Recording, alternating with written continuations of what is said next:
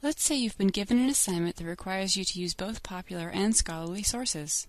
How do you tell the difference, and how do you locate those? You can find popular and scholarly sources in a variety of locations, but chances are you're familiar with more information sources that are considered popular than scholarly. In fact, most people don't use scholarly sources until they get to college or graduate school. Popular literature appears in newspapers and magazines. The covers are often glossy or eye-catching, and they typically contain advertisements and pictures. These sources are geared toward a broad, general audience and use conventional or journalistic language. The articles are usually written by journalists and reviewed by a professional staff of editors.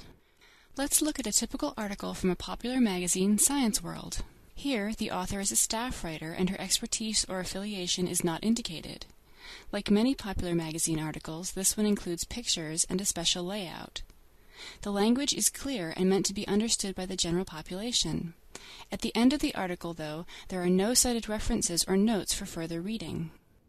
Sources like newspaper articles present news and current events as they occur. Magazine articles often tell human interest stories or convey emotional responses to events. Both magazine and newspaper articles can be used to get background information or get an overview of a topic. These sources also may refer to recent scholarly discoveries and summarize that information for the general public. You can find popular information sources in newsstands, supermarket checkout aisles, bookstores, and your local public library.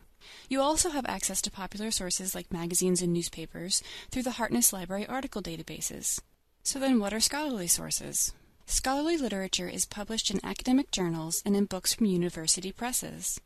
These sources are examples of research which prove new theories about academic disciplines like science, literature, medicine, or history.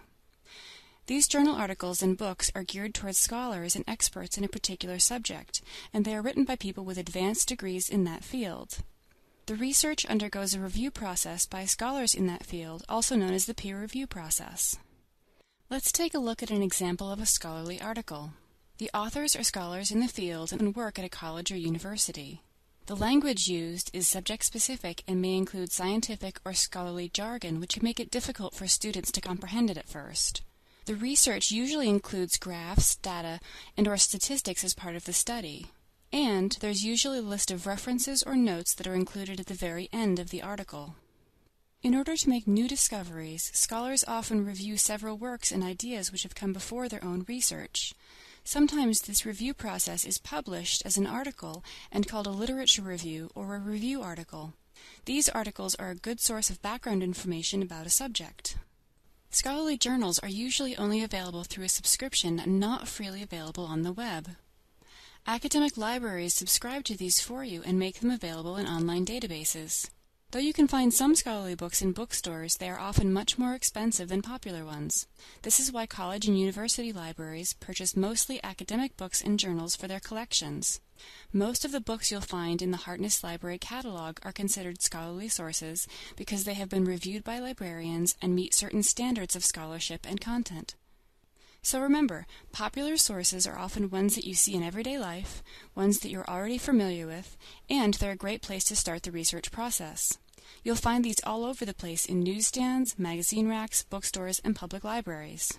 Scholarly sources, while not typically used by the average person, are an important part of college-level research. The easiest way to access these is through your college library.